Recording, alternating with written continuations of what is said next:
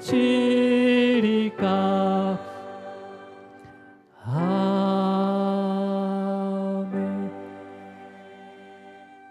하나님의 말씀 보도록 하겠습니다. 하나님의 말씀은 출애굽기 34장 35절 말씀, 우리 함께 합독하도록 하겠습니다. 출애굽기 34장 35절 말씀입니다. 우리 함께 한 목소리로 합독하도록 하겠습니다. 함께 있습니다. 시작. 이스라엘 자손이 모세의 얼굴에 광채를 보므로 모세가 여호와께 말하러 들어가기까지 다시 수건으로 자기 얼굴을 가렸더라. 아멘. 기도하겠습니다. 주님 감사합니다. 우리의 삶 가운데 순간순간 또 우리를 보호하시고 또 지켜주시고 은혜를 더하여 주심을 감사합니다. 받은 은혜가 있어서, 감사가 있어서 또 주님 앞에 드려진 물질과 또 우리의 시간과 우리의 재능과 우리의 마음을 주님께서 받아 주시옵소서. 또 특별히 주님의 물질이 쓰이는 곳마다 주님의 나라가 세워지게 하시고 영혼들이 또 주님께로 인도함을 받을 수 있도록 귀하게 쓰여질 수 있도록 축복하여 주시옵소서. 또한 우리가 함께 주님 앞에 예배드리는 순간순간 성령께서 붙잡아 주시고 그 말씀을 통해서 우리의 삶을 흔들어 깨워주심을 통해서 바라볼 수 없는 것들을 바라보게 하시고 나의 그 여러 가지의 그런 문제들을 주님 함께 믿음으로 맡길 수 있는 믿음 또한 허락하여 주시옵소서. 오늘도 주님의 말씀을 들을 때 주님 그 말씀을 통해서 하나님의 영광을 또 알게 하시고 주님의 성품을 더 닮아갈 수 있도록 인도하여 주시옵소서. 주님 홀로 영광 받아주시며 이 모든 거 예수 그리스도 이름으로 기도드립니다. 아멘. 우리 인사 나누도록 하겠습니다. 주님의 이름으로 사랑하고 축복합니다. 주님의 이름으로 사랑하고 축복합니다. 네, 주님의 이름으로 사랑하고 축복합니다. 주님의 이름으로 사랑하고 축복합니다.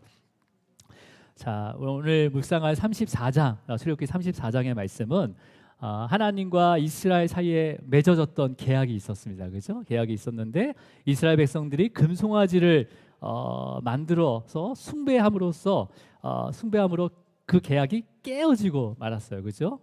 근데 하나님께서는 이 모세의 중보를 들으시고 또 시내산에서 내가 다시 계약을 하겠다라고 말씀을 하셨습니다. 그래서 하나님께서는 모세에게 먼저 내가 만들어준 그 두 개의 돌판처럼 똑같은 두 개의 돌판을 다듬어 만들어서 시내산으로 가지고 올라와라라고 말씀을 하세요. 그러자 모세는 이제 아침까지 그 돌판을 만들어서 이제 아침이 되자 시내산에 그 돌판을 들고 올라갑니다. 그리고 그 시내산 위에서 하나님과 함께 40일 주야를 함께 지내면서 하나님께서 그 모세 가져온 돌판에다 다시 그 계명들을 하나하나 언약을 새기고 모세에게 주십니다. 그래서 모세는 그 돌판 두 개의 증거판을 들고 이제 내려오게 되는 거죠. 시내산에 40일 만에. 근데 모세의 얼굴에 광채가 빛났다고 합니다. 바로 이게 오늘 34장 전체의 줄거리가 되는 거죠.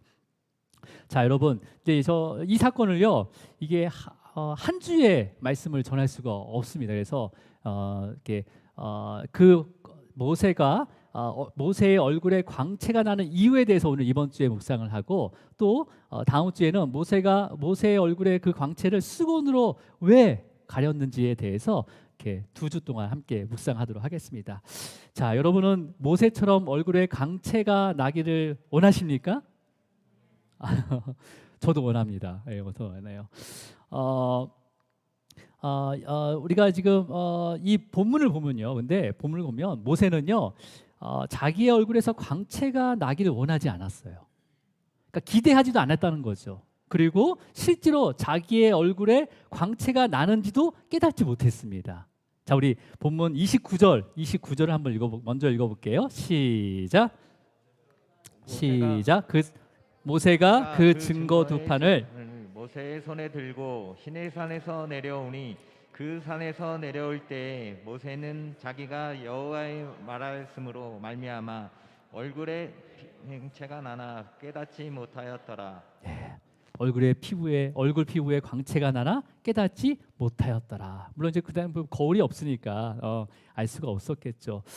자, 근데 자기 얼굴에 어떠한 광채가 나는지 전혀 알지 못하고 있었어요. 그래서 우리가 이제 이 말씀을 그냥 대부분 이 말씀을 묵상할 때 정말 나의 얼굴에서 정말 모세 얼굴에 빛난 그런 광채들이 정말 빛나면 좋겠다라고 이렇게 바라고 있지만 우리가 어떻게 하면 그러면 그렇게 광채를 모세의 얼굴의 광채처럼 광채를 우리의 얼굴에 그 광채가 빛나게 할 수 있을까요?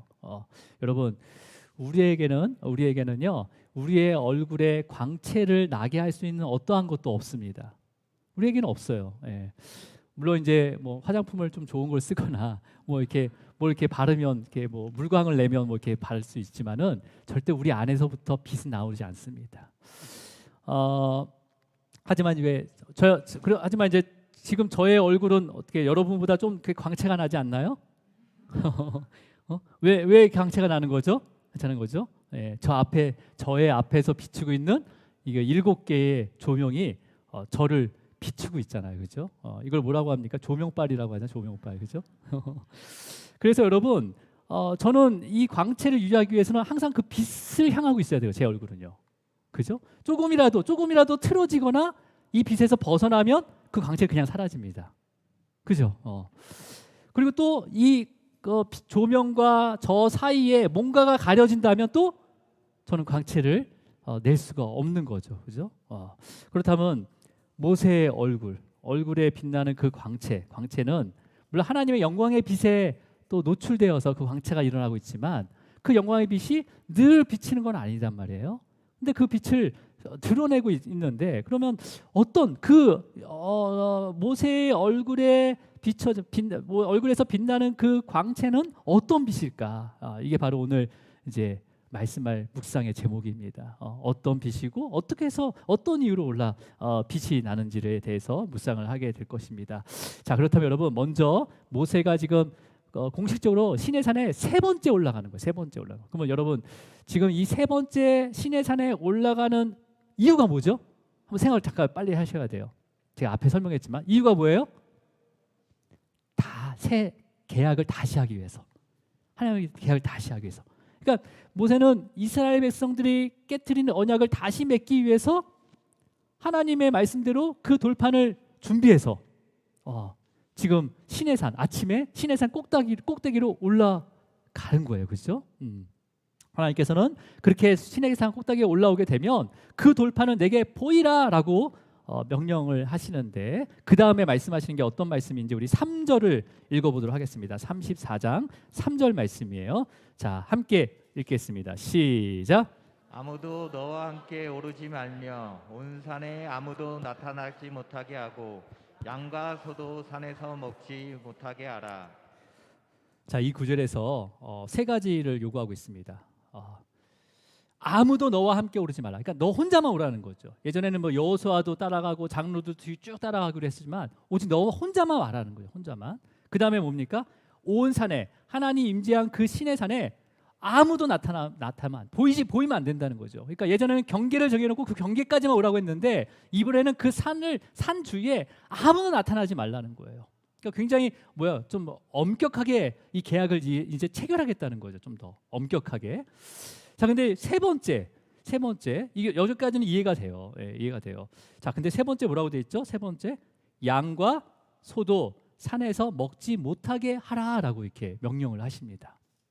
자, 여러분 이 명령을 왜 내렸을까요? 앞에 거는 그냥 혼자만 와라. 이 산에 어느 누구도 나타내지 마라라고 하고 마지막에 양과 소도 산 앞에서 먹지 못하게 하라라는 거예요. 먹지 말라는 거죠, 그죠? 양과 소. 그러니까 죄를 졌으니까 고기 먹을 자격이 없다는 거예요. 만나만 먹어야 되고 만나도 먹지 말게 해야 되는 거잖아요. 여러분 여기서 양과 소도 산 앞에서 할 때 이 산은 어느 산이죠? 시내산 앞에서 양과 소도 먹지 못하게 하라는 거예요. 여러분 시내산 앞에가 진짜 시내산 앞을 얘기하는 게 아니라 시내산 앞에 뭐가 있습니까? 지금 시내산 앞에 이스라엘 진영들이 다 놓여져 있잖아요. 그죠? 그러니까 이스라엘 진영에서 양과 소도 먹지 말라라는 거예요. 말라는 거예요. 여기 이해하셨습니까? 네. 이 명령을 하시는 거죠. 자, 여러분, 예전에 한 번 언급한 적이 있는데, 그 당시에 모세가 살고 있는 그 당시에 애굽이나 주변의 여러 민족들, 그 부족들도요, 가축을 도축할 때, 이제 고기를 먹기 위해서 고기를 취하기 위해서 가축을 도축하잖아요. 이 도축을 마음대로 자기 집에서 하지 않았습니다. 왜냐하면 여러분, 가축을 도축하려면 그 이 가축을 가축에 관련된 신들이 있어요. 그러니까 뭐냐면 이 가축을 이 세상에 주고, 그다음에 이 가축을 키우게 하고, 다 이런 신들이 있었다는 거예요. 양에 관련된 신, 소에 관련된 신, 뭐 심지어는 개구리에 관련된 신, 뭐 여러 가지가 있잖아요. 그래서 가축을 내가 고기를 취하려고 그 고기를 그냥 집에서 그냥 아무렇게나 도축할 수 없다는 거죠. 그 신전, 해당 신전에 가서 그 가축, 만약에 소를 잡는다 그러면 소에 대한 그 신전에 가서 우상 앞에서 그 가축을 허락을 받아야 되는 거죠. 신에게 허락을 받고 그 신전 앞에서 가축을 죽이는 거예요. 신전이나 우상 앞에서 가축을 죽이고 죽인 고기의 일부를 신전에다 드려야 되는 거죠. 그렇죠? 이건 누구에게도 왔다는 것을 하는 거니까 드리고 나서 나머지 고기를 이제 시장에서 팔거나 아니면 자기가 가족들이 먹을 수가 있었던 거예요. 그 당시에. 자, 그렇다면 여러분, 그러니까 얼마나 수많은 그 신상과 우상에 사로잡혀 있었다는 거예요. 그 당시에 뭘 하더라도 항상 신전에 가서, 뭘 하더라도 또 신전 우상 앞에서 뭔가를 막 해야 된다는 거죠. 해야 돼요. 비율을 맞춰야 된다는 거죠. 여러분, 그 당시뿐만 아니라 우리나라도 그랬어요. 지금도 그렇습니다. 여러분, 지금도 하나의 사업장이나 어떤 가게를 오픈할 때 뭐 합니까? 뭐래요? 돼지를 잡잖아요. 그래서 고사를 지내야지. 그리고 고사 지낼 뿐만 아니라 중간중간에 사람들이 막 콧구멍이며 뭐 귀하며 뭘 각각 집어넣잖아요. 그리고 심지어는 또 문, 입구부터 해가지고 입구 뒤쪽에, 그다음에 책상에 무슨 돈통 밑에라든지 부적을 다 붙여야 되는 거예요. 이러한 삶을 우리나라 살았어요, 여러분. 네. 여러분, 그래서 그 수많은 우상 가운데 사로잡혔던 그 이스라엘 민족을 하나님께서 출애굽을 시킨 거잖아요. 그래서 출애굽을 시킬 때 그 출애굽의 이유를 말씀하셨어요, 하나님께서. 여러분 기억나시죠? 네, 제가 나게 알려드릴게요. 출애굽기 3장 12절 말씀, 우리 다시 한번 읽어보겠습니다. 우리 처음에 하나님께서 이스라엘 백성들을 출애굽한 이유를 말씀해 주셨어요. 자, 함께 읽습니다. 시작. 하나님이 이르시되 내가 반드시 너와 함께 있으리라. 내가 그 백성을 애굽에서 인도해 낸 후에 너희가 이 산에서 하나님을 섬기리니 이것이 내가 너를 보낸 증거니라. 그러니까 애굽이나 다른 민족들은요, 신한테 찾아갔어요. 인간들이 신한테 찾아갔단 말이에요. 근데 우리 하나님께서는, 이스라엘의 하나님께서는 함께 하시는 하나님이세요. 그리고 이 산에서 하나님을 섬기리라. 그것을 위해서 너희를 인도하여 냈다라고 말씀하시는 거죠. 그러니까 뭐예요? 그러니까 이 산에서 하나님 섬기리. 이 하나님은 단 한 분의 하나님이라는 거예요. 단 한 분. 이 하나님으로 다 끝나는 거예요. 이 하나님만을 섬기기 위해서 하나님께서 이스라엘 백성들을 출애굽시킨 거다라고 말씀하십니다. 그렇기 때문에 출애굽한 이스라엘 백성들은 다른 잡다한 신들한테 의지할 필요가 없는 거죠. 오직 여호와 하나님, 스스로 존재하신 그 하나님만을 섬기면 되는 거예요. 다 해결되는 거죠. 예. 그래서 어떤 상황에서도 이 출애굽한 이스라엘 백성들은 광야에서 어떤 상황에 있더라도 오직 하나님 한 분만을 섬기면 되는 거예요. 그리고 또 어떻게 섬기는지를 십계명을 통해서, 또 여러 가지 규범을 통해서, 제사법을 통해서 또 이미 가르쳐 주셨어요. 이렇게 하면 된다라고 가르쳐 주신 거죠. 그래서 이스라엘 백성들이 이제 광야에서 가축을 잡으려면 어떻게 하면 됩니까? 하나님한테만 가면 되는 거예요. 왜? 천지를 창조하시고 그 모든 피조물을 다스리고 통치하시기 때문에 어떤 가축을 잡을 때는요, 무조건 성막으로 들어가면 되는 거예요. 여러분, 광야에서 고기를 집에서 절대 안 잡았습니다. 장막 앞에서 잡지 않았어요. 모든 고기는 성막에서 잡았어요. 예. 그래서 만약에 이웃들과 고기를 나누려면 무슨 제사를 드리면 되는 거예요? 배웠죠? 예, 벌써 잊어먹었어요? 그럼 또 하면 되지 뭐. 화목제를 드리고 일부는 제사장과 그 다음에 하나님한테 드리고 나머지 거를 어떻게 했습니까? 이웃들과 나눠서 먹었잖아요. 하나님께 감사하면서. 하나님한테만 가면 돼요. 하나님만 섬기면 되는 거죠. 자, 그렇다면 여러분, 이스라엘 백성들이 이제 지도자인 그 모세가 시내산에 내려오지 않더라도 하나님께서 말씀하신 거잖아요. 이 산에서 하나님을 섬기면 된다라고 말씀하셨잖아요. 그러면 그 전능하신 하나님 임재하신 그 산 앞에서 하나님만 섬기면서 기다리면 되는데 이스라엘 진영 안에서 뭘 만들어 버립니까? 금송아지를 만들어 버리잖아요. 그러면서 이 금송아지를 우리를 애굽에서 인도한 신이다라고 이야기를 하잖아요. 그리고 그 앞에서 뭘 합니까? 가축을 죽여서 번제와 화목제를 드리면서 그 신상 앞에서 그 금송아지 앞에서 고기를 먹고 마시면서 춤췄단 말이에요. 이렇게 해서 하나님과 계약을 깨트린 거죠. 계약대로라면 어떻게 되는 거예요? 이스라엘 백성들 전부 진멸당해야 되는 거예요. 그러니까 다 이제 죽어야 되는 거죠. 하지만 모세의 그 중보를 통해서 하나님께서는 용서하셨습니다. 자비를 베푸신 거죠. 그리고 하나님은 다시 계약을 맺기 위해서 모세가 시내산 위에 올라가서 뭐라고 얘기하는 거예요? 올라가기 전에 뭐라고 하는 거야? 하나님께서 양과 소도 산 앞에서 먹지 못하게 하라라고 명령하셨어요. 여러분, 이게 어떤 명령이에요? 그러니까 우상을 만들지 말라는 거잖아요. 이스라엘 진영 앞에서 양과 소를 잡는다는 것은 그 이스라엘 진영 안에 우상을 만든다는 거잖아요. 우상 앞에서 잡을 수 있으니까 그 당시의 문화로 봐서는. 그러니까 만들지도 말고 절하지도 말고 섬기지 말라는 명령과 같은 거죠. 여러분, 그러니까 이스라엘 백성들이 깬 언약이지만 하나님께서는요 그 언약을 다시 세우기 위한데도 불구하고 이 언약을 계속 지키도록 명령하고 계신 거예요. 여기까지 따라오셨습니까? 언약을 깨뜨려서 새로운 언약을 맺으러 지금 그러니까 다시 언약을 맺으러 가는데도 불구하고 그 올라가는 순간에 하나님께서 모세를 통해서 양과 소를 산 앞에서 뭐라고 했습니까? 먹지 말라고 돼 있잖아요, 그죠? 먹지 못하게 한 거잖아요. 그러면 그 이스라엘 진영에서 우상을 만들지 말라는 거 절대. 절하지 말고 섬기지 말라는 거죠. 그러니까 이게 어떤 의미냐면 이스라엘 백성들이 언약을 깬 거지만 하나님께서는 언약을 깨지 않으셨다는 거예요. 이해하셨습니까?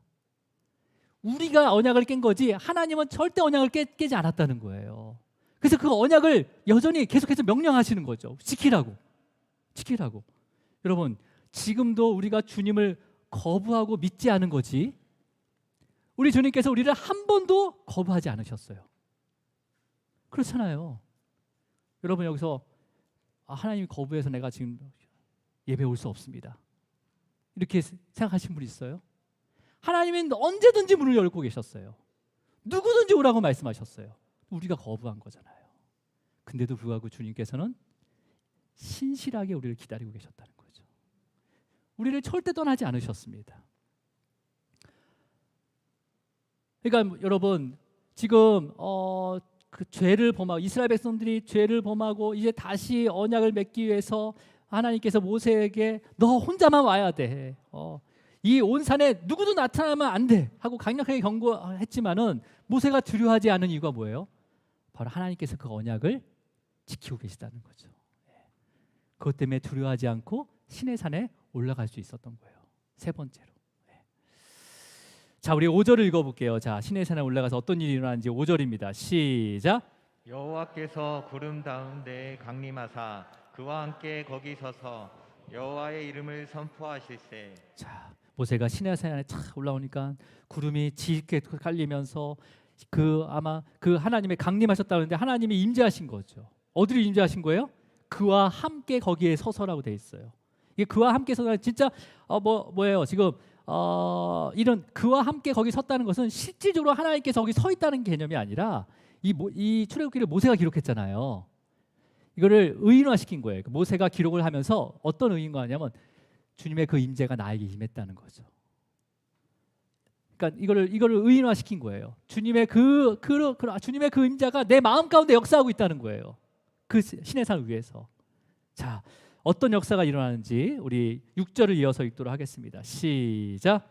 여호와께서 그의 앞으로 지나시며 선포하시되 여호와라 여호와라 자비롭고 은혜롭고 노하기를 더디하고 인자와 진실이 많은 하나님이라. 아멘. 예. 여호와께서 그의 앞으로 지나가신대요. 아니 보이지 않는데 어떻게 지나가는지 알아요. 이거는 모세가 어떤 거냐면 이게 지나시며라는 의미, 이 원어가 어떤 의미냐면 전달하다라는 의미를 가지고 있습니다. 그러니까 진짜 하나님이 모세 앞으로 그 모습을 보여주면서 지나간 것이 아니라 그 마음 가운데 역사하셨다는 거예요. 하나님께서 임재하셔서 마음 가운데 역사하셔서 그 말씀을 전하시는 거예요. 우리한테 모세에게 그 말씀을 전해주는 거죠. 어떤 말씀이에요? 하나님은 어떤 분이시라고요? 하나님 성품을 말씀하는 거죠. 하나님은 자비로우시대요. 하나님은 은혜롭대요. 하나님은 노하기를 더디하시고 인자와 그 다음에 진실이 많은 하나님이다라고 하나의 성품을 우리에게 모세에게 속삭여주고 있는 거죠. 예. 마음 가운데 기록해주고 있는 거죠. 예. 여러분, 이 성품은요 실제 이스라엘 백성들과 모세에게 보여주신 성품이에요. 그냥 말로만 나는 자비하다, 나는 은혜롭다, 나는 노하기를 더디하다, 나는 뭐예요? 인자다, 나는 진실이 많은 하나님이다라고 말로만 한 게 아니라 실제로 보여주신 성품이에요. 언제 봤습니까? 언제 봤어요? 금송아지를 만듦으로 인해서 그 언약을 깨뜨렸잖아요. 그러면 이스라엘 백성은 다 죽어야 되는 거예요. 모두 죽임을 당해도 당연한 거예요. 근데 어떻게 합니까? 하나님께서 노하기를 더디하셨습니다. 더디하시고 자비와 은혜를 베푸셨잖아요. 실제로 그 사건을 통해서. 예. 여러분, 모세가 하나님께요 그 이스라엘 백성들을 하나님께서 이스라엘 백성을 다 죽이겠다라고 모두 진멸하겠다라고 했을 때 모세는 어떻게 얘기합니까? 아니 하나님, 이 광야에서 이스라엘 백성들을 다 죽이게 되면 애굽 사람들이 뭐라고 하겠습니까? 뭐라고 하든 저 죽이면 죽는 거지 뭐. 근데도 불구하고 하나님께서는 노함을 더디하셨잖아요. 바로 죽일 수 있는데도 그 노함을 더디하셨어요. 그리고 자비와 은혜를 베푸신 거죠. 어떻게 은혜를 베푸셨습니까? 하나님 편에 있는 자는 모세 앞으로 나와라 라고 했잖아요. 그렇잖아요. 은혜를 베푸신 거죠. 근데 또 레인만 왔어요. 레인만. 다른 사람들은 어디 갔는지 모르고 레인만 왔어요. 근데도 불구하고 레인들에게 칼을 들고 이 진에서 저 진으로 다니면서 너희 형제, 너의 이웃, 친구 그들을 칼로 쳐라라고 했잖아요. 그때 몇 명이 죽게 됩니까? 3,000명. 근데 이스라엘 인구가 몇 명이에요? 250만 명에서 300만 명이잖아요. 이 250만 명, 30만 명도 누구도 다 금송아지를 바라보면서 같이 먹고 마시고 숭배했던 자들이에요. 근데 3,000명만 죽은 거예요. 여러분, 그때 진 사이로 왔다 갔다 할 때 막 그 자기가 행한 행동이 맞습니다라고 오히려 더 성내고 또 그다음에 반역했던 그들이 다 칼로 침을 받은 거예요. 나머지는 어디에 머물러 있었어요? 자기의 지은 죄를 깨닫고 진 안에 있었기 때문에 다 살아날 수 있었던 거예요. 그러니까 장막에서 나오지 않는 자들은 모두 살려주신 거죠. 여러분, 이게 자비입니다. 자비예요. 자비를 베풀어 주셨어요. 또 마지막에 모세가 이 백성들이 이 죄를 대신해서 자신의 이름을 지어달라고 요청을 하자. 아니 모세가 뭔데 자기 이름 지운다고 백성 200 몇 명이에요? 250만 명을 다 살릴 수가 있어요? 죄를 사할 수 있어요?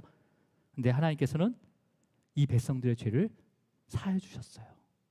긍휼을 베푸신 거죠. 그냥 긍휼을. 예.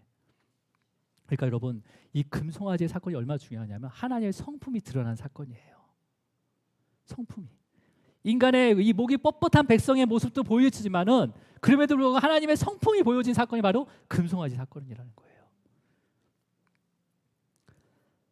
그러면서 여러분, 모세에게 인내죠. 사랑이 끊임없는 그 사랑과 진실, 이게 신실함이거든요. 그 사랑에 대한 신실함, 이것이 많은 하나님이라고 소개를 전했다는 거예요. 자, 그러면 하나님께서 얼마나 그 인자하시고 진실한지를 7절을 통해서 또 말씀을 하십니다. 7절을 통해서 우리 7절 읽어볼게요. 시작. 인자를 천대까지 베풀며 앞과 진실과 죄를 용서하리라. 그러나 벌을 면제하지는 아니하고 아버지의 악행을 자손 3, 4대까지 보응하리라. 자, 이 말씀은 처음 하신 말씀이 아니죠. 혹시 기억이 납니까? 계속 제가 기억이 납니까? 그러니까 죄송하긴 한데 이 말씀은요 10계명을 주실 때 하신 말씀이에요. 두 번째 계명을 주시고 나서 이 말씀을 하셨습니다. 예. 눈빛이 굉장히 흔들리고 있는 걸 볼 수가 있습니다.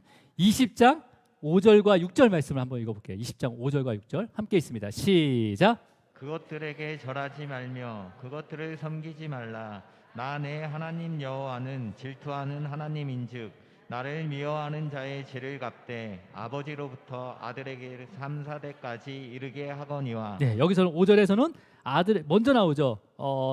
우리가 방금 읽었던 7절에서는 은혜를 천대까지 은혜를 베풀고 나서 3, 4대까지 보응한다고 했지만 지금 이 구절 20장에서는 3, 4대까지 아버지로부터 3, 4대까지에 대해서 보응한다고 되어 있습니다. 우리 6절을 읽어볼게요. 6절. 자, 시작. 나를 사랑하고 내 계명을 지키는 자에게는 천대까지 은혜를 베푸느니라. 야, 나를 사랑하고 내 계명을 지키는 자는 천대까지 은혜를 베푸신다라고 말씀하십니다. 여러분 이 말씀을 주신 시점이 바로 10계명 중에서 두 번째 계명 우상을 만들지 말고 절하지 말고 섬기지 말라라고 명령하신 다음에 주신 말씀이 이 말씀이에요. 자, 그렇다면 여러분 금송아지 만든 게 바로 우상을 만들지 말고 그다음에 우상을 섬기지 말고 절하지 말라는 그것을 어긴 거잖아요. 그죠? 그리고 어겨가지고 계약이 파기됐단 말이에요. 근데 모세가 시내산에 올라가서 하나님께서 하나님의 그 인자와 그다음에 그 진실, 그 신실함을 말씀하시면서 이 말씀을 주셨단 말이에요. 7절 말씀을. 맞죠? 7절 말씀을 주셨어요. 자, 여러분. 그러니까 이 말씀을 다시 하신 이유가 뭐예요? 금송아지 사건 이후에 그 계약 깨진 것을 다시 회복하기 위해서 이 말씀을 주셨단 말이에요. 시내산을 위해서 불러서 이스라엘 죄를 용서하시고 은혜를 베푸시겠다는 그 인자와 진실한 성품을 보여주고 있는 거죠. 여러분 이런 겁니다. 뭐냐면 아이들이 어떤 아이들한테 우리 자녀들한테 야 이거 하지 마라고 이제 얘기를 하잖아요. 근데 아이들이 안 하면 좋은데 꼭 해요 그거를. 그죠? 해요. 그러면 하면 그냥 놔둡니까? 벌을 주잖아요. 벌을 주잖아요. 그 아이에게 이걸 잘못했 이거 하지 말라는 걸 했으니까 너는 이 벌을 받아야 돼 하면서 벌을 준단 말이에요. 그럼 아이는 이 벌을 끝까지 받았다고 해서 그게 끝나는 게 아니라 죄송하다고 용서해 달라고 얘기를 해야지 그 벌이 끝나거든요. 사실은요. 우리 막내가요. 이렇게 손을 들고 있으면 3시간도 손을 들고 있어요. 제가 보는 건 6시간이었어. 제가 최고 기록은. 그리고요. 절대 잘못했다고 얘기 안 해요. 근데 둘째 다니엘은 엄마 죄송해요. 그래서 1시간도 안 들었는데 무조건 그냥 죄송하다고 하는 거예요. 그러면 이제 부모가 어떻게 합니까? 그렇게 용서를 빌면 자기의 죄를 인정하고 회개하면 뭐라고 합니까? 그래 알았어. 그러면서 뭐라고 해요? 다시는 이런 잘못을 하면 안 돼 하면서 똑같이 얘기하잖아요. 그 잘못에 대해서. 이걸 얘기했다는 것은 뭐예요? 네가 지었던 죄는 내가 없는 걸로 해줄게. 다 용서한 거야. 이제부터 이 죄를 지으면 또 혼나는 거야. 지금 이 말씀하시는 거예요. 금송아지 때문에 계약이 깨졌잖아요. 두 번째 계명을 어긴 거잖아요. 그래서 시내산에 올라가면서 뭘 말씀하신 거예요? 천대까지 은혜를 베푼다. 이게 바로 두 번째 계명을 하신 다음에 하신 말씀이란 말이에요. 그러면 이 금송아지 우상을 숭배한 그 죄에 대해서 이제는 하나님께서 묻겠다 묻지 않겠다 하는 거예요? 묻지 않겠다는 거예요. 다시 계명을 준 거니까 지금. 다시 계명을 준 거니까. 여러분 자녀가 그렇게 자신의 죄를 용서하고 이렇게 회개한다면 부모는 오케이 이렇게 끝나는 게 아니라 이제 이 아이가 다시 죄를 짓지 않도록 사랑을 베풉니다. 다시 그 죄로 가지 않도록 애써요. 부모는요. 그 부족함을 왜 이렇게 했지 하면서 그 부족함을 채우려고 부모는 늘 자녀를 바라보게 됩니다. 그죠? 여러분 하나님께서는요 천대까지 은혜를 베푸시면서 우리의 악과 과실과 그 다음에 죄를 용서하기를 원하고 계세요. 지금도 원하고 계세요. 예. 여러분 이때 모세에게 한 이 말씀이 천대까지라고 했잖아요. 지금 그러면 우리는 몇 대가 되는 거예요? 몇 대가 되는 거예요?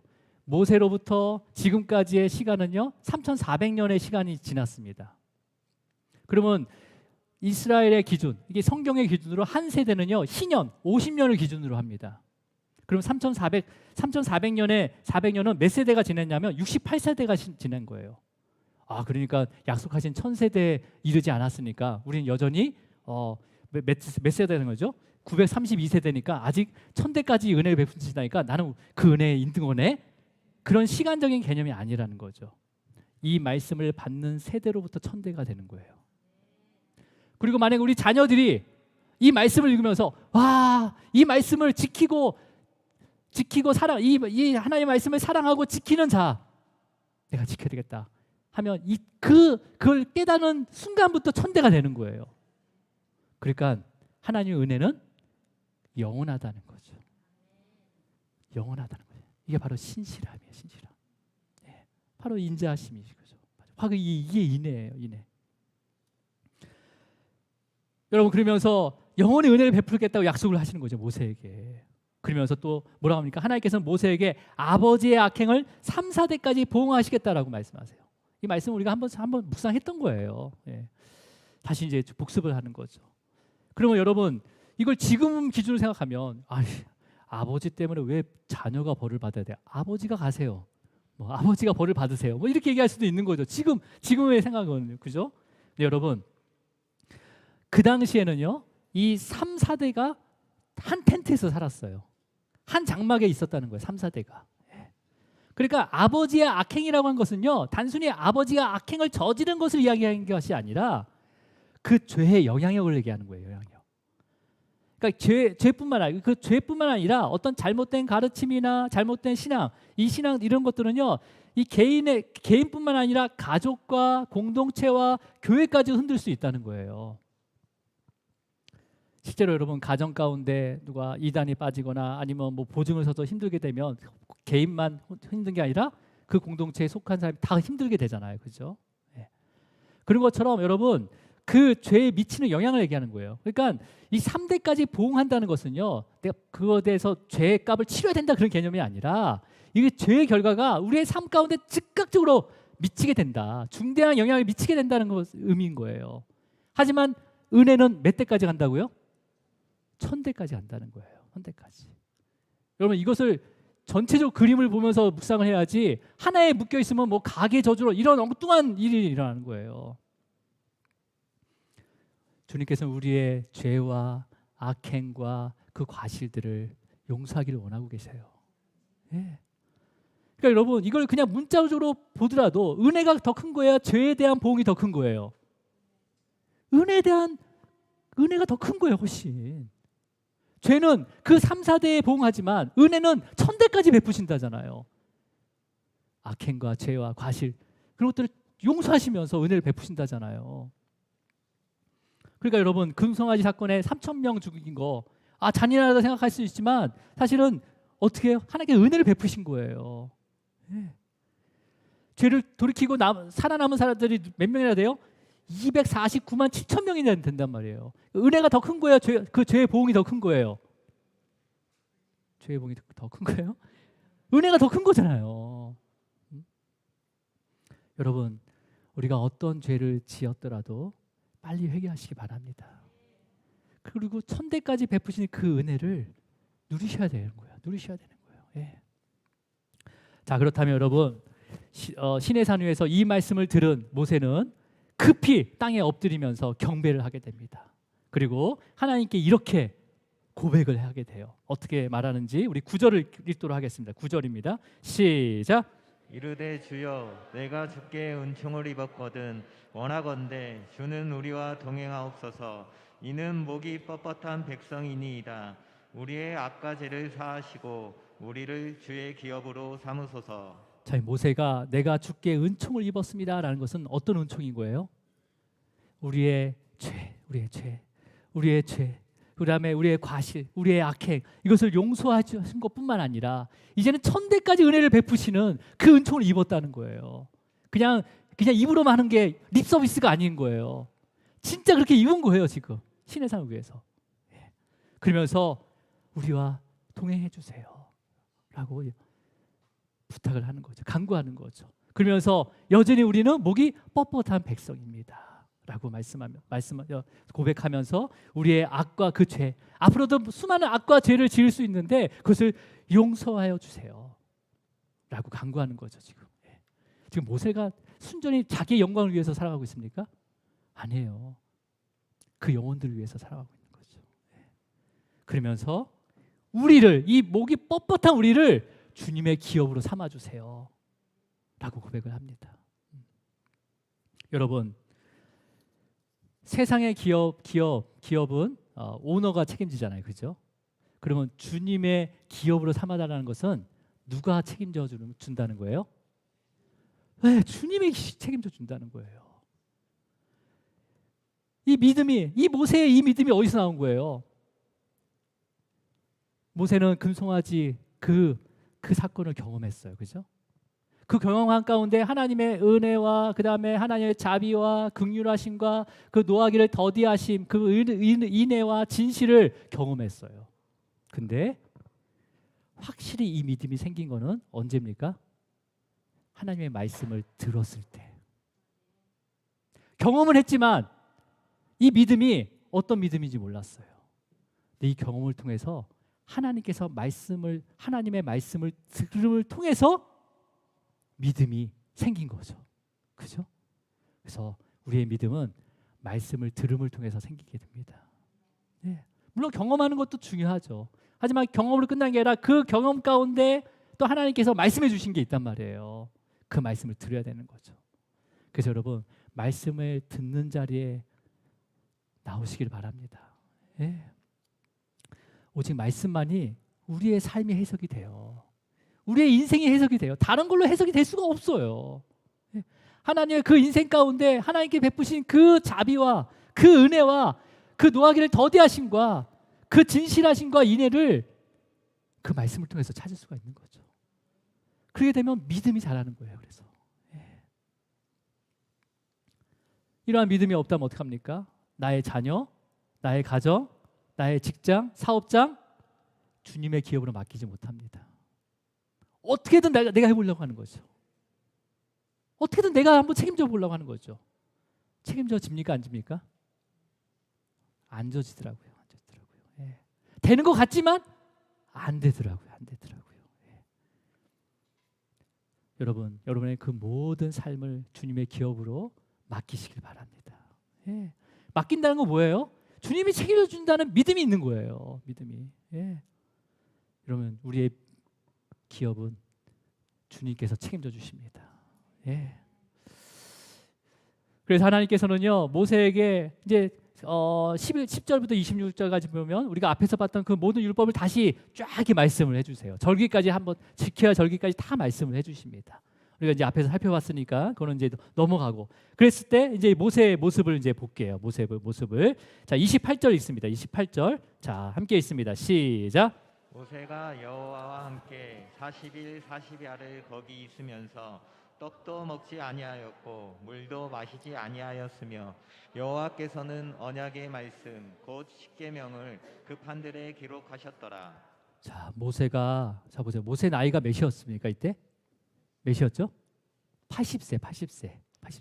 지금도 80이면 좀 이렇게 육체적으로 많이 힘든 시기잖아요. 그 당시에 80이면 진짜 어려웠거든요. 몸 신체적으로 되게 어려운 거거든요. 완전한 노인인 거죠. 근데 여러분 앞서서 모세는요 먼저 40일 동안 그 성막의 설계도를 시내산을 위해서 받았어요. 그때도 뭐 먹는 게 뭐 먹었는지 안 먹었는지 기록이 안 돼 있지만 거의 못 먹었을 거예요. 근데 여기서 이제 지금 금송아지 사건 이후에 다시 시내산에 올라가서 여기서 분명히 기록합니다. 이건 모세가 기록한 거예요. 나는 아무것도 떡도 먹지 아니었고 물도 한 방울도 마시지 않았다라고 얘기하는 거죠. 그죠? 그리고 주님께서 모세가 들고 간 그 돌판에다 십계명을 그 판에 직접 친히 기록하셨다라고 기록이 되어 있습니다. 자, 여러분, 그러니까 그러니까 성막의 설계도를 40일 동안 받고 나서 내려오자마자 금송아지 사건이 일어났어요. 그러니까 육체적인 그 몸을 추스릴 수 있는 시간도 없이 얼마 안 있어서 다시 시내산에 올라가서 40일 동안 물도 그다음에 어떤 떡도 먹지 않고 40일 동안 보내고 내려오는 거예요, 지금. 그죠? 자, 근데 저는 아마 119에 실려서 왔을 거예요, 아마. 근데 내려올 때 모세의 얼굴이 어떻습니까? 전혀 초췌한 얼굴이 아니에요. 예. 자, 우리 29절 이것도 29절 말씀 읽겠습니다. 시작. 모세가 그 증거의 두 판을 모세의 손에 들고 시내산에서 내려오니 그 산에서 내려올 때에 모세는 자기가 여호와와 말하였으므로 말미암아 얼굴 피부에 광채가 나나 깨닫지 못하였더라.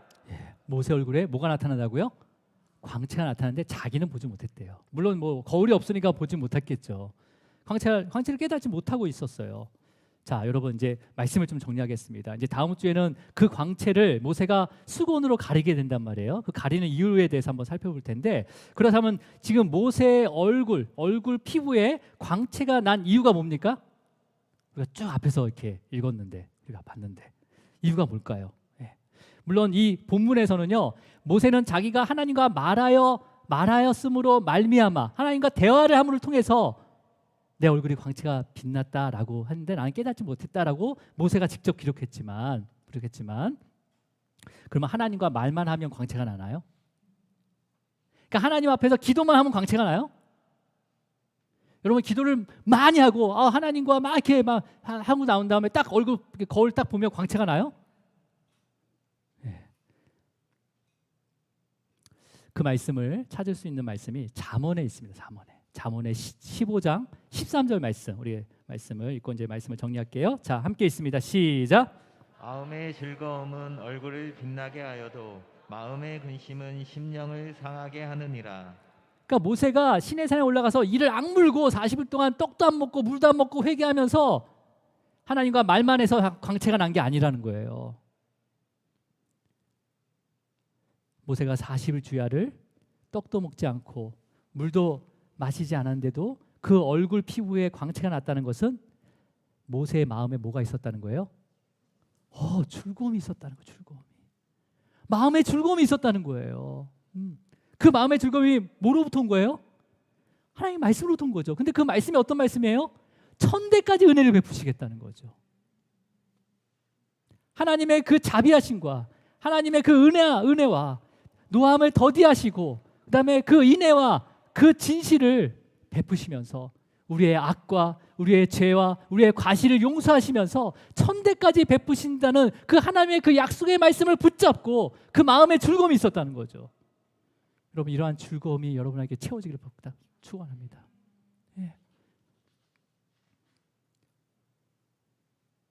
여러분 지금 얼굴에 광채가 날 정도의 마음의 즐거움이 어떤 것이 있습니까? 마음의 즐거움이 있습니까? 제가 일부 예배 때 얘기하니까 그 3학년 아이가 없어요 라고 하더라고요. 초등학교 3학년 아이가 마음의 즐거움이 없대요. 마음의 즐거움이 가져야 되는 거죠. 근데 이 마음의 즐거움이 정말 서로 사랑하면 마음의 즐거움이 있죠. 연인들이 서로 사랑하면 마음의 즐거움이 있어요. 그래서 연인들이 사랑하면 얼굴이 막 빛나는 걸 보여요, 여러분. 여러분 주님을 사랑하시기 바랍니다. 앞에서 보면요, 여러분이 진짜 모세의 광채를 내가 보지 못했지만 그만큼이나 빛나고 계시다는 것을 아시기 바랍니다. 연인끼리 사랑을 하면요 얼굴에 광채가 나요. 근데 그게 오래 가나요? 어느 순간에 얼굴이 바뀌어요. 마음의 즐거움이 없었다는 거죠. 또 내가 갖고 싶은 거, 그걸 내가 소유했어요. 그럼 마음의 즐거움이 있죠. 그렇죠. 근데 어느 순간에 다른 새로운 것을 소유하고 싶어요. 그럼 근심이 생겨버려요. 마음에 근심이 생겨서 심령을 상하게 합니다. 그렇잖아요, 그죠? 또 많은 사람들이 나를 사랑해요. 모든 사람이 나를 사랑해. 그래서 마음에 즐거움이 막 있어요. 한 사람이 나를 미워해. 그러면 그 모든 사랑에서 마음의 즐거움이 한순간에 근심으로 바뀌어요. 그렇잖아요. 심령이 상해요. 또 지위, 명예, 그 다음에 물질, 그걸로 인해서 마음의 즐거움이 올 수 있지만 어느 순간에 내 지위가 내려갈 때도 있고 내 명예를 흠내는 것도 있고 아니면 내 물질이 뭐 부족할 때도 있어요. 그러면 마음의 근심이 바로 생기는 거죠. 심령이 상하게 되는 거죠. 육신의 건강을 보고 마음의 즐거움이 있어요. 특히 헬스 하시는 분들 막 상도 받고 막 마음의 즐거움이 있어. 근데 몸이 좀 아파. 근육이 빠져. 마음의 즐거움이 싹 사라져 버려요. 그렇잖아요. 네. 또 뭐예요? 이 부분만 고치면 나 마음의 즐거움이 있을 것 같아. 그래서 고쳐요. 근데 이쪽하고 조화가 안 돼가지고 마음에 근심이 생겨버려요. 마음이 심령이 상하게 되는 거죠. 세상에 주는 마음의 즐거움은요, 늘 한계가 있더라고요. 늘 한계가 있어요. 하지만 모세는 그 금송아지의 사건을 통해서 직접 하나님의 성품을 경험했어요. 그 성품들 하나님께서 직접 또 시내산 위에서 말씀해 주셨어요. 나는 자비로운 하나님이야. 나는 은혜의 하나님이야. 나는 노하기를 더디해. 나는 너를 사랑해. 나는 너를 신실하게 대하고 있어. 이것을 경험하게 된 거죠. 이 약속의 말씀을 들은 거예요. 그래서 마음 가운데 즐거움이 넘침을 통해서 뭐예요? 40일 동안 떡과 물을 먹지 않았는데도 불구하고 그 1000년이 하루처럼 지난 것처럼 40일의 시간을 그냥 지나가게 된 거죠. 그냥 지나가게 된 거죠. 여러분, 그렇다면 이 은혜 가운데, 하나님의 그 성품 가운데 그 즐거움은 언제까지 갈까요? 1000대까지 은혜를 베푸신다고 하니까 1000대까지 가는 거죠. 이 마음의 즐거움은. 그죠? 영원한 거예요. 하지만 이 마음의 즐거움은요, 시간이 지나면서 율법 안에 갇혀버리게 됩니다. 예, 율법 안에 갇혀져서 그 마음의 즐거움을 누리지 못하게 됩니다. 그래서 모세 이후에 1400년 동안, 예수님이 오시기 전 그 1400년 동안 이 모세의 얼굴의 광채처럼 광채를 낸 사람이요, 아무도 없었어요. 아무도 없었어요. 하지만 주님께서는 그 광채의 본체이신, 하나님께서는 그 광채의 본체이신 참빛이신 바로 예수 그리스도를 성육신하게 하셔서 이 어두운 세상 가운데 보내주신 거예요. 누구를 비추기 위해서? 저와 여러분을 비추기 위해서. 우리의 마음의 즐거움을 주기 위해서. 예. 우리 요한복음 1장 9절 읽고 마치도록 하겠습니다. 자, 함께 있습니다. 시작. 참빛 곧 세상에 와서 각 사람에게 비추는 빛이 있었나니. 여러분, 참빛인 주님께서 우리 안에 계실 때만이 세상이 뺏을 수 없는 그 마음의 즐거움을 누릴 수가 있다는 것을 기억하시기 바랍니다. 예. 여러분, 이 참빛 대신 주님을 세상의 빛과 절대 바꾸지 마시기 바랍니다. 양보하지 마시기 바랍니다. 예. 그 참빛 대신 주님께서는요, 1000대까지 베푸시는 은혜를 십자가에서 완전히 성취하셨어요. 악과 과실과 죄를 용서하시고, 뭘로 용서하신다는 거예요? 십자가 보혈로 영원히 용서하신다는 거죠. 그래서 1000대까지 베푸는 은혜를 십자가에서 완성하신 거예요. 그리고 죄인 되었던 저와 여러분을 주님의 영원한 기업으로 삼아주신 겁니다. 여러분, 지금도 주님의 빛이 우리에게 임하고 계십니다. 말씀으로 임하고 계시고, 예배 가운데 임하고 계시고, 기도 가운데 임하고 계시는 거예요. 여러분, 이 빛을 통해서 어둠 속에서 길을 잃고 갈 바를 알지 못하고 방황하는 이들에게 이 참빛 대신 그 주님으로 인도하도록, 그 다음에 그들에게 마음의 즐거움을 주님과 함께 누릴 수 있도록 기도하시고 또 인도하시기를 주님으로 축원합니다. 기도하시겠습니다. 하나님 아버지, 감사와 찬양과 영광을 받아주시옵소서. 모세의 얼굴에 그 광채가 어떤 이유로 빛나는지를 또 말씀을 통해서 알게 하심을 감사합니다. 우리의 얼굴은 우리가 빛나게 할 수 없음을 깨닫게 하셨습니다. 오직 참빛 대신 주님께서 우리 안에 거할 때 그 거함이 어떠한 거함인지 우리의 모든 악과 죄와 과실들을 용서하시고 하나님의 그 성품이신 하나님의 자비와 하나님의 은혜와 노하기를 더디하심과 또 하나 그 인자와 그 진실함 가운데 우리의 마음이 즐거움이 넘칠 수 있도록 축복하여 주시옵소서. 세상의 즐거움을 쫓는 것보다 하나님의 그 구속의 은혜 가운데 우리의 마음의 즐거움이 떠나지 않도록 주님께서 함께하여 주시옵소서. 주님의 빛이 이제는 우리의 삶을 비춰주시고 이 삶을 통해서 그 어두운 심령을 깨우게 하시고 그 심령들이 참빛 대신 그 주님께로 나올 수 있도록 성령님께서 매일매일 역사하여 주시옵소서. 우리의 무지함과 우리의 죄로 인해서 주님의 빛을 가리지 않게 하시고 성령님께서 우리 안에 늘 내주하셔서 주님의 성품을 닮아가는 빛의 자녀로서 또 각자에게 맡겨주신 사명과 그 일들을 통해서 주님께 영광 올려드리기를 소망합니다. 주님 모든 말씀 나를 구원하신 참빛 대신 예수 그리스도 이름으로 기도드립니다. 아멘. 우리 다 함께 일어나셔서 찬양하도록 하겠습니다.